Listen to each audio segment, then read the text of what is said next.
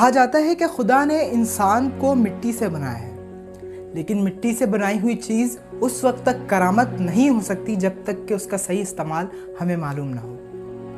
اور اسی کام کو سر انجام دینے کے لیے استاد انسان کی زندگی میں اپنا کردار نبھاتا ہے۔ لیکن سوال ہوا کہ استاد کون ہوتا ہے؟ جواب ملا کہ استاد وہ ہوتا ہے جو ایک معمولی سی موتی کو چاند بناتا ہے، ایک چھوٹے سے ذرے کو آسمان بناتا ہے۔ وہ بظاہر خود تو فقیر ہو سکتا ہے، لیکن اپنے شاگرد کو سلطان بناتا ہے۔ وہ ہمیں پڑھاتا ہے، لکھاتا ہے، سمجھاتا بھی ہے۔ شاید وہ اپنے شاگرد کو اس کی خودی سے تعارف کرواتا ہے۔